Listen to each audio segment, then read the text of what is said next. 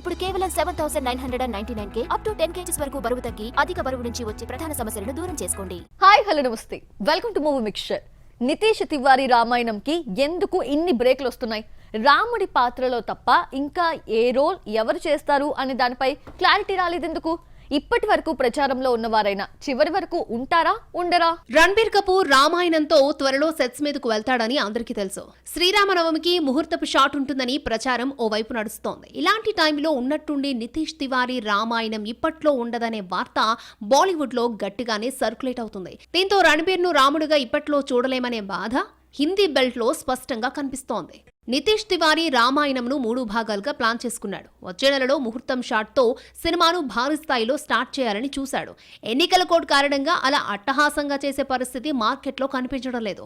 దీనికి తోడు సీత పాత్రకు అనుకున్న సాయి పల్లవి సైతం సినిమాపై ఎలాంటి మాట మాట్లాడకపోగా అప్కమింగ్ ప్రాజెక్టులను లైన్లో పెట్టడం చూస్తే సీత పాత్ర నుంచి తప్పుకుందా అనే సందేహం రాకమానదు. ఇక రావణాసురుడిగా అనుకున్న యష్ కూడా నితీష్ కు నో చెప్పినట్లుగా బెంగళూరులో ప్రచారం జరుగుతోంది.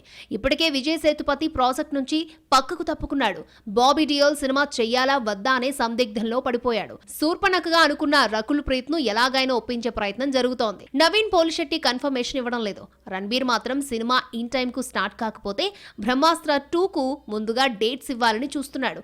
ఆ తర్వాత యానిమల్ పార్క్ ఎలాగూ ఉండనే ఉంది. ఇలా ఎలా చూసుకున్నా రామాయణం ప్రాజెక్ట్ మరింత లేట్ అయ్యేలా కనిపిస్తోంది.